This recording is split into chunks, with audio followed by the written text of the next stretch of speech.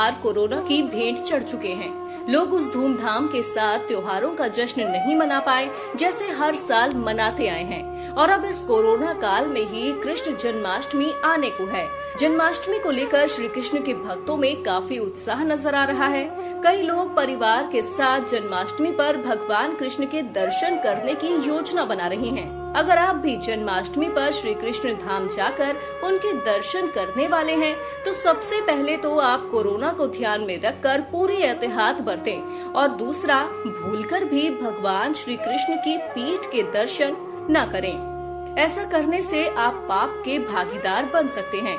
तो चलिए आज हम आपको इसकी वजह बताते हैं कि श्री कृष्ण की पीठ के दर्शन आखिर क्यों नहीं करने चाहिए और साथ ही ये भी बताएंगे कि श्री कृष्ण का नाम रणछोड़ कैसे पड़ा। ये दोनों ही बातें एक दूसरे से जुड़ी हुई हैं। दरअसल भगवान श्री कृष्ण की पीठ के दर्शन न करने के पीछे एक प्रचलित कथा है। पौराणिक कथा के अनुसार जब श्री कृष्ण जरासंध से युद्ध कर रहे थे तब जरासंध का एक साथी असुर काल्यवन भी भगवान से युद्ध करने आ पहुंचा। जब काल्यवन श्री कृष्ण को सामने पहुंचकर ललकारने लगा तब श्री कृष्ण वहां से भाग निकले और इस तरह रणभूमि से भागने के कारण ही उनका नाम रणछोड़ पड़ गया।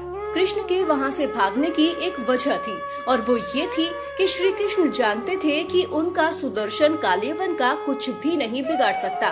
काल्यवन के पिछले जन्मों के पुण्य बहुत ज्यादा थे। दूसरा, कृष्ण किसी को भी तब तक सजा नहीं देते जब तक उसके पुण्य का बल शेष रहता है। जब श्री कृष्ण रण छोड़कर भागने लगे तो काल्यवन उनकी पीठ देखते हुए भागने लगा और इसी तरह उसका अधर्म बढ़ गया।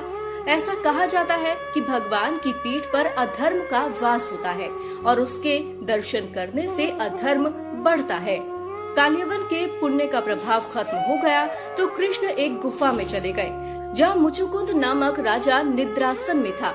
मुचुकुंद को देवराज इंद्र का वरदान था कि जो भी व्यक्ति राजा को नींद से जगाएगा तो वो उसकी नजर के सामने पड़ते ही भस्म हो जाएगा। कृष्ण ने गुफा में जाकर अपनी एक पोशाक मुचुकुंद को उड़ा दी। इसके बाद काल्यवन ने मुचुकुंद को कृष्ण समझकर उठा दिया और राजा की नजर पड़ते ही राक्षस वहीं भस्म हो गया। इसीलिए कहा जाता है कि भगवान श्री कृष्ण की पीठ के दर्शन नहीं करने चाहिए क्योंकि इससे हमारे पुण्य कर्म का प्रभाव कम होता है और अधर्म बढ़ता है। श्री कृष्ण के हमेशा ही मुख की ओर से दर्शन करने चाहिए।